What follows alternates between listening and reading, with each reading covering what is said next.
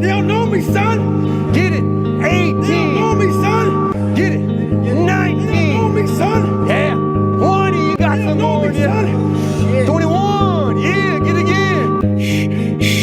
Come on. We want to see it. Good. 22. Who's gonna carry the boats and the logs? That's you, buddy. Come on. 23. Come on. 24. One more, David. One more. Carry the boats.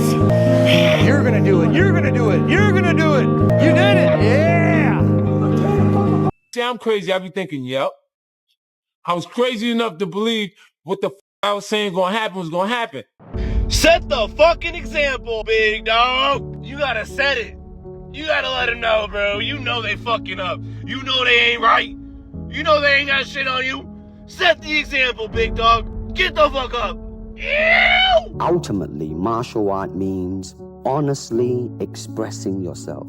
Now, it is very difficult to do. I mean, it is easy for me to put on a show and be cocky and be flooded with a cocky feeling and then feel like pretty cool and all that. Or I can make all kinds of phony things, you see what I mean? Blinded by it. Or I can show you some really fancy movement. But to express oneself honestly, not lying to oneself, and to express myself honestly, now that, my friend, is very hard to do. And you have to train. You have to keep your reflexes so that when you want it, it's there. When you want to move, you're moving. And when you move, you are determined to move. Not taking 1 inch, not anything less than that. If I want to punch, I'm gonna do it, man, and I'm gonna do it, you see? So I mean, so that is the type of thing you have to train yourself into it. You're gonna have to put some effort into your life. And you need to be motivated to do that. And so what are the potential sources of motivation? Well, you could think about them in the big five manner. You know, if you're extroverted, you want friends. If you're agreeable, you want an intimate relationship. If you're disagreeable, you want to win competitions. If you're open, you want to engage in creative activity. If you're high in neuroticism, you want security. Okay, so those are all sources of potential motivation that you could draw on, that you could tailor to your own, you know, your own personality. But then there are dimensions that you want to consider your life across. And so we ask people about, well, you know, if you could have your life the way you wanted it in 3 to 5 years, if you were taking care of yourself properly, you know, what would you want from your friendships? What would you want from your intimate relationship? How would you like to structure your family? What do you want for your career? Well, how are you going to use your time outside of your job? And how are you going to regulate your mental and physical health, and maybe also your drug and alcohol use? Because that's a good place to auger down, you know, because alcoholism, for example, wipes out, you know, 5 to 10% of people. So you want to keep that under control. And then so maybe, you know, you develop a vision of what you would like your life to be, and that associates the goal. Once the goal is established, and then you break down the goal into micro processes that you can implement. The micro processes become rewarding in proportion, in relation to their causal association with the goal, and that tangles in your incentive reward system. You know, we talked about the dopaminergic incentive reward system, and that's the thing that keeps you moving forward. And the way it works is that it works better if it produces positive emotion when it can see you moving towards a valued goal. Okay, well, what's the implication of that? Better have a valued goal, because otherwise you can't get any positive motivation working out. And so the more valuable the goal, in principle, the more the micro processes associated with that goal start to take on a positive charge. Focus is another word for obsession.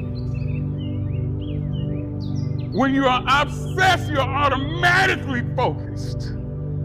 If you're obsessed with something, when you wake up in the morning, that's on your mind.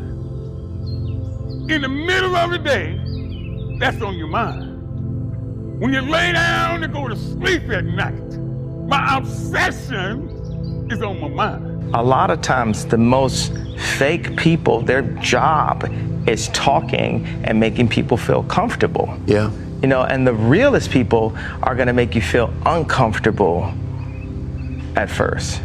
There is something poetic about a 39-year-old man winning New Artist of the Year. I don't know where you're at in your life or what you're going through, but I want to tell you to keep going, baby. I want to tell you success is on the other side of it. I want to tell you it's going to be okay. I want to tell you that the windshield is bigger than the rearview mirror for a reason. because what's in front of you is so much more important than what's behind you. Let's party, Nashville! If you want to make your dream become reality, the people that are running at their dreams know that it's possible that you can live your dream, that it's necessary, that you're relentless, that you have a plan of action, that you are creative. The people that are living their dream are finding winners to attach themselves to. The people that are living their dreams are the people that know that if it's going to happen, it's up to them. And they're resolving within themselves, it's not over until I win. The people that are running after their dream know they're going to have hard times. They keep on running because they're saying within themselves, I'm the one. I'm the one. No matter how bad it is or how bad it gets, I'm going to make it. The people that are running after their dreams are the people that are hungry. Shake somebody's hand on your right and left and say, you got to be hungry. How you develop consistency and more discipline in your life. And often with these kind of ideas and questions, I find the focus wrong, and I like to look at it differently from a different angle. So the human brain operates by pleasure and pain. What is pleasurable, we're attracted to, and what is painful, we naturally recoil from. And if things become too painful, we never do them. And if things become pleasurable, we get addicted to them, often with bad consequences. All right? So if the idea of discipline, of consistently doing an action, is only associated with pain, with tedium, with being by yourself in a room, doing one thing over and over and over again, you're never going to get over the mountain because it's associated with too much pain, and the brain naturally shrinks from anything that's painful. Okay? So there has to be pleasure involved. Discipline has to have an element of pleasure. Consistently doing your work has to have rewards. Reward is the key word here, right? So if you never feel direct, pleasurable sensation from what discipline is giving you, then it's never going to work. A lot of people don't like the art of manifestation. Let me paint you a picture. Somebody taps you on the shoulder and says, you just won $5 million. But I'll tell you what, that $5 million, it's not gonna hit your bank account for another month. Nothing has changed. Your bank account still has the same amount of money, but you're gonna carry yourself like you're on top of the fucking world. You're gonna carry yourself like you have 5 million, even though you don't have it yet. You know it's coming. And how you act right there, how you would act in that scenario, that is the art of manifestation. You have to be able to literally taste it. You have to see it with crystal clear clarity what you want. Once you truly, truly, truly know that you're gonna get it, it comes guaranteed every time. Give me one thing that you would give as advice. Stop thinking that you already are there. Stop thinking that you're made. Get your ego out the room. Get your ego out of your way. Man. Stay out of your own way. Stop overthinking. There's too many things that they need to hear. You know what I'm saying? And I think that right now, there's too many people that come in with ego and chains and ice and prestige and all this, you know, smoke and mirrors instead of coming in willing to learn. Every room, there's a possibility to learn something. Stay malleable. Stay open to learning. And there's nothing wrong with learning. There's nothing wrong with saying, I don't know how to do something, and then learning how to do it. And learning how to do it. You know what I'm saying? So you can power up for the next time. I take this money, I got bills. I pay my car note. I give it right back to you. Then I gotta pay my rent. I give it right back to you. Don't that mean I'm working for free? I'm sorry. I just want to understand it, bro. I just want to understand this shit real quick, B. I want to understand it. Reflection, I want to understand this real quick. I own a business. I own my own salon. The building is owned by some realtor. I call him up. I pay the realtor. Who gave the realtor the money to get the complex that I'm gonna own my business in? The bank. Right? But I got my own business. So I'm coming in here, but I pay my rent to the realtor, who pays that to the bank. Right? So wait a minute. I'm getting this money now, but it's still going to the fucking bank. And then now, cause I own my own business, I'm the man, I got bigger bills. Guess what? Pay my employees or whatever, collect my stuff, and now I gotta pay my car note, cause now I gotta fly, I gotta pay my car note, that go to the bank. Pay my apartment, my house, my mortgage, that go to the bank. It's a rat wheel. You working for free. The people that print the money don't need money, homie. They need control. Power. They need you to be doing what they need you to be doing when they need you to be doing it. They need your energy. They need you to be like this. Worried about stupid shit. It don't even matter. You worried about, I gotta pay my phone bill. You gotta pay your what? My phone bill. They got us out here figuring out ways to find loopholes to make money. What the are we all waiting for to start attacking life? Waiting for the stars to align? Back when I was growing up, the song came out. All I need is a miracle. Well, guess what? That miracle ain't coming. There is no perfect time to start. You gotta start now with changing your life. We're all being tested in life. And guess what? This is one test you can't cheat on. And then stop. You listen. You're in this text. You're in this fucking shell right now. Get out of that. Unleash the man inside of you. You think too much about other people's shit. Stop thinking about what other people fucking thinks. And think about what the fuck you want to do. Because you're fucking Dex. It doesn't matter what other people want to fucking do. It doesn't matter what other people thinks. It doesn't matter what other fucking, just be fucking Dex. I know there's a demon. I know there's something outside of you that you want to unleash. So unleash that and let it go and become the man that you want to be. And then how do I do that? By letting everything go. Okay. Let it, it's deep down in there. Cool. So let that go. Okay. And become that man. Okay. Come on. Okay. The most important conversation is the one you have with yourself. You wake up with it, you walk around with it, you go to bed with it. Eventually, you act on it. Sometimes you act on it good, sometimes bad. You gotta change the internal dialogue. That person in your head that's talking to you, you gotta change that.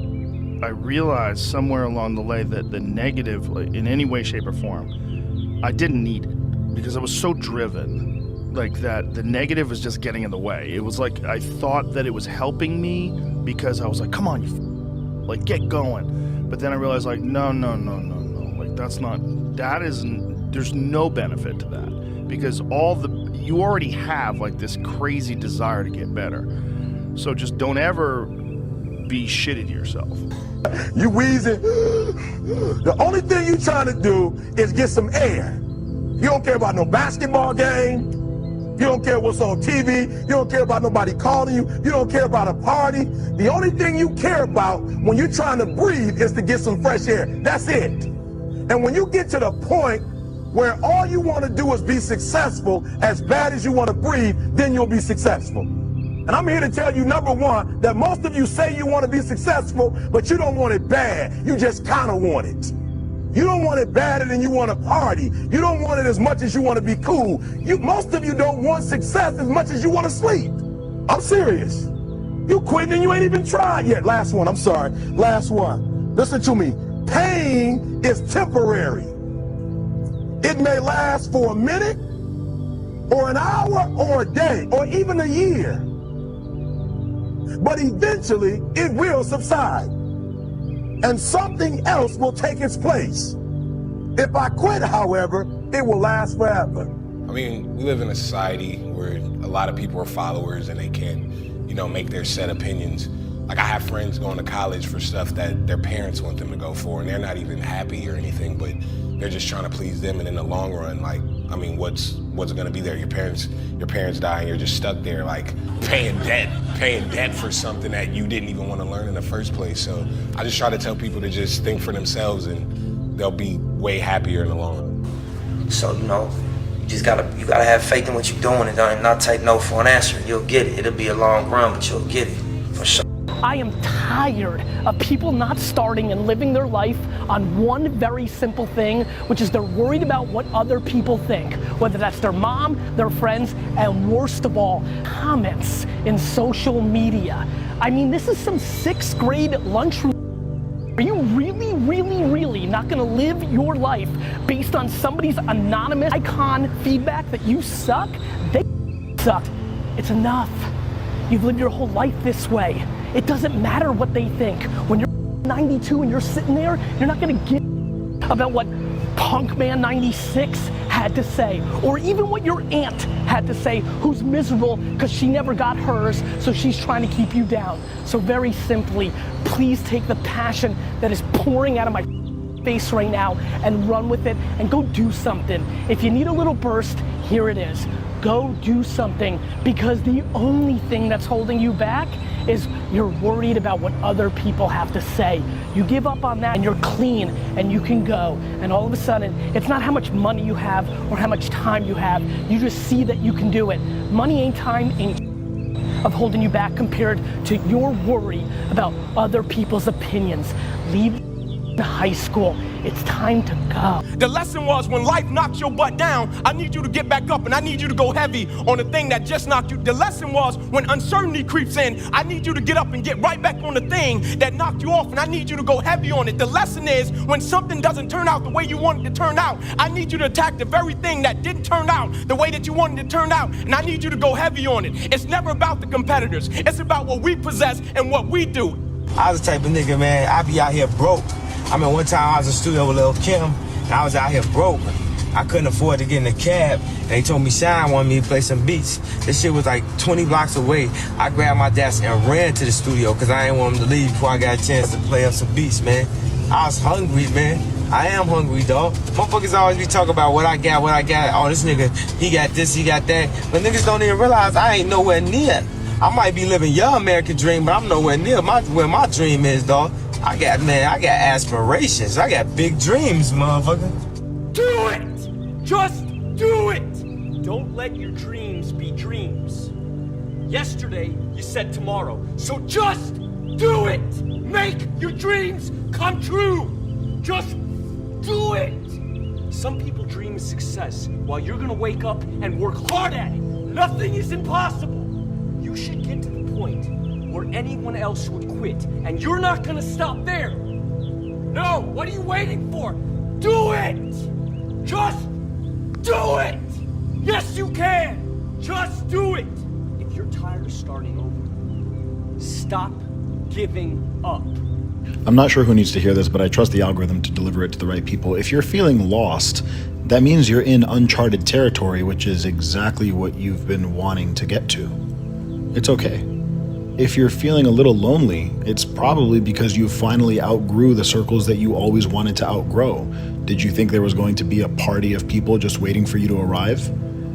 These frustrations and these feelings do not mean that you stop. These frustrations and these feelings do not mean that you made a wrong turn and it's time to go back to your old life.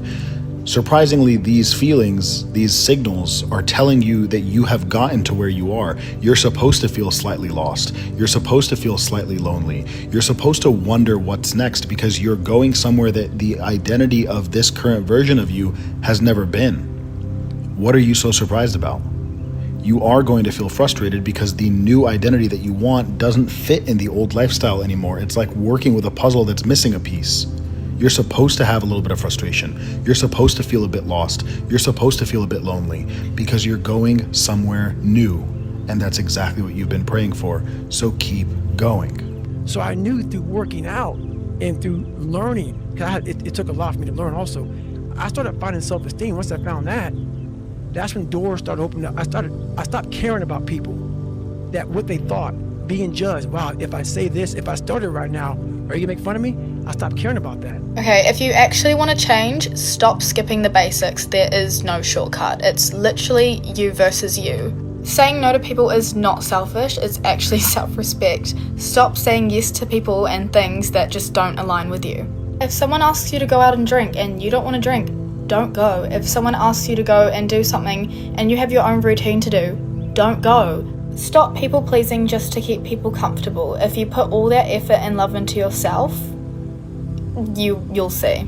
And most of the time you're not stuck, you're just inconsistent. Because if you did stay disciplined, even when you didn't feel like it, imagine how far you'd be today. Discipline doesn't just appear, it's built on consistency. So the more you show up, the less you're going to be relying on motivation. And another thing, you just can't control other people. You can't control what they say, what they do, or how they see you. But you can control how you respond and what you put your energy and focus into. And you can't fully control your own thoughts either. Negative thoughts will come, self-doubt will happen, it's normal. But again, you get to choose what you do with that. You choose how you respond. You can either spiral or you can use that energy and redirect it into something that actually helps you. It's how you show up for yourself every single day. It's your mind, your habits, the way that you speak to yourself when no one's around. It all starts with your mindset. So it might sound cliche, but stop waiting till you feel ready because no one's coming to save you. If you want to change your life, it is on you to change your life. And just remember that everything is in you. It's up to you to dig deep and find it. So stop skipping the basics and expecting yourself to feel amazing when you can't even get these down. You get to decide how you perceive life. So see it however you want to see it. God is the greatest. Because what I was told today, you know, by my uncle who's a bishop, he said, you know what? Like, it doesn't, like your bad mistakes or your bad decisions or whatever it is that makes you human, God ain't gonna give up on his purpose for you. Whatever God has for you, he gonna see to it that happens, because that's for him. And whatever lessons that you have to incur because you've made bad decisions, that's on you. But whatever he has for you, no man, no situation, and not even the ill-informed or ill-instinct decisions that you make can get in the way of that. Because whatever fate has for you, fate has for you. Whatever God got for you, no man can get in the way of. And so for me, when you said, can I give it up for myself? A lot of people call me, they want to call me crazy. It's like running a marathon. If I got some shorts on and a tank top and I'm sweating hard as hell,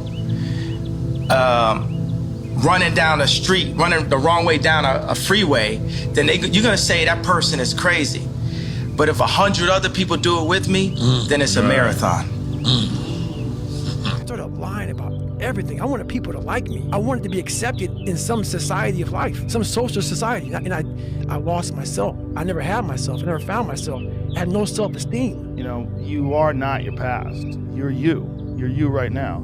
Like the past you might have done some things you wish you hadn't done. Don't dwell on that. You can learn from it, that's fine, but don't dwell on it. Just keep moving. Keep moving. You know, use it as fuel. Say never again. You know, I get what I did wrong, but don't think that you're that person that made those mistakes. You're the person who's learned, you know, and to have that attitude is a really important thing. And to not say, why am I doing this now? I could have been doing this my whole life. Well, you weren't, so is that gonna help? Yeah. You know, you gotta not think like that. You just gotta be happy you're doing it now. Yeah, I realized at an early age that there's zero benefit in being hard on yourself, because I am no matter what, I'm a perfectionist and I get very angry at myself. There's zero benefit to self-talk that's negative. So I cut that out of my life like very early on. Look, the first step that leads to our identity in life is usually not, I know who I am, I know who I am. That's not the first step. The first step's usually, I know who I am not. Process of elimination. Defining ourselves by what we are not is the first step that leads us to really knowing who we are. Well, those people, those places, those things, stop giving them your time and energy. Just don't go there. I mean, put them down. And when you do this, when you do put them down, when you quit going there, and you quit giving them your time, you inadvertently find yourself spending more time and in more places that are healthy for you, that bring you more joy. Why? Because you just eliminated the who's, the where's, the what's, and the when's that were keeping you from your identity. You did some things that you regret. There's nothing wrong with that. People make mistakes. Things don't turn out the way that they wanted them to. We made decisions and there was a bad result at the end of that decision. And instead of thinking, oh, I'm a terrible person, no, it's like you made a mistake and that's okay and you gotta move on. You gotta delete everything that aligns with that old timeline. Stop going to the messages, stop going to the profiles, stop going to the music, stop going to the things that remind you of what life used to be and how you used to be. Stop trying to chase nostalgia so much. Stop trying to trigger that frequency that you used to predominantly feel. Break up with that one-sided relationship that you have with your own suffering. Break up with that obsession that you have with living beneath your own joy and freedom. Fall out of love with torturing yourself with chronic thoughts of what could have happened or what should have not happened. Delete old socials, delete old messages, throw away old clothes, stop going certain places. As you do this, this is a powerful release. You are signaling to yourself subconsciously that this timeline is no longer of you. This action furthermore cements that belief into the present. By simply not throwing an old idea away, by simply letting certain pictures reside in your possession, you are flirting and fornicating with your past. By consciously knowing this and choosing not to do so, you are keeping a portal open. You are keeping a portal open. Delete the remnants. Delete the residue. Divorce your past. Divorce that toxic obsession with suffering of who you used to be and how you used to live. Know that. Why should you love yourself? Because if I said, should you love yourself, is it important? Everyone went, yeah, of course. Everyone agreed that was like important. But when I said, well, why should you love yourself? People really struggled with the answer to that question. And I would wait for an answer. I'd just sit there in silence with the audience. I did this at my retreat every year for years. I would just sit in silence while the audience came up with an answer to why to love yourself. And eventually someone would say, well, because we deserve it. And I'd say, okay, but why do you deserve it? Like, let's explore that. Why do you deserve self-love? Why do you deserve love? Well, because I'm generous, because I'm ambitious, because I take care of my family, because I work really hard, because they would start reeling off these qualities. And I'd be like, this is a problem, because you're not those things every minute of the day. So are you saying you don't deserve love when you're not those things? And people would suddenly realize why they hated themselves so much of the time. Because they were never living up to this thing that they thought, if I'm these things, then I'm lovable. So anytime they said a mean thing, anytime they were selfish, anytime they didn't show up for their family, anytime they didn't work hard, they would suddenly go straight to, I'm detestable, I deserve contempt. So that didn't work. Not to mention, even on your days where you are those things, there's always someone who's more of them. So if someone can walk into the room and they're more hardworking, or they're more ambitious, or they're kinder, or they're more generous, do they deserve more self-love than you deserve? Right. That's a problem. You gotta forgive yourself. See, a lot of us have done some things in the past, or lied to ourselves, or lied to others, or procrastinated, or, you know, all the things we've done has been recorded in our subconscious our whole life. And sometimes we get to the point where deep down, subconsciously, that we're not aware of, we don't think we deserve anything better than we're getting. And that's why we're getting what we're getting. See, you're never gonna outperform your own self-image.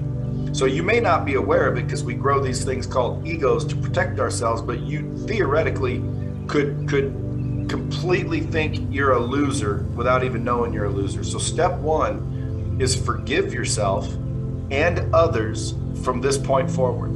You gotta openly and honestly forgive yourself and others. Wipe the slate clean. There should be no resentment towards yourself, no resentment towards anybody else. If you ask a parent, why do you love your child? A parent doesn't say, well, because they got an A in maths yesterday, and because, you know, have you seen how hard they work at school? And right. You know, they look so cute in that dress this morning. And you ask why do you love your child? A parent will go, they're my child, they're mine. Well, what if you took that model and you used that as your model for self-love? You know, because it's one thing if you're sad because you've lost people. It's another thing if you're blaming yourself because you believe, and maybe with some cause, that you've made a mistake. And often people don't know what to do about the fact that they've made a mistake. Just say the words, I forgive myself for every mistake I ever made. I am a thoroughly good person, and I'm going to have a wonderful future. Even better, you can add the words, I love myself unconditionally. When you love yourself unconditionally, you let yourself go. Now, whenever you think of that past event or situation or person that you hurt or did something untoward to, just repeat, I forgive myself completely. And then get on with your life. Today will be that day. Not tomorrow, not next week, but right now, right here, in your house and in your home. Who am I? I am the champion. And people will remember me. I will not let worry about him being kind. I will define myself. I will write my own praises. And no one will tell me what I can never be. I will never go out not knowing I've given everything I've got. Because who am I? I am a champion. Who am I? I am a champion. Who am I? I am a champion. Who am I? I am a champion. Who am I? A lot of people are scared to say what they have to say when it's time to say it because they're scared of what's going to happen. But I know God controls my destiny, so I just say it. I just feel like, yo, this whole superstar thing, all this, it's not like real like that anyway. So I feel like I deserve to win the Grammys. And if y'all don't feel that way, whatever. This is not real anyway. You know what I'm saying? I know what you're saying. We have to get better as individuals. We have to be the opposite of what they want us to be. They want us fat, they want us sick, they want us stupid. We gotta be not fat. We gotta be healthy. We gotta be intelligent. They want us to hate people. We can't hate people. We gotta love people. We gotta get along. We gotta find unity. And that comes from personal excellence. And when I say personal excellence is the ultimate rebellion, it is the ultimate rebellion because it's everything that they do not want us to be. And it's our job to be it.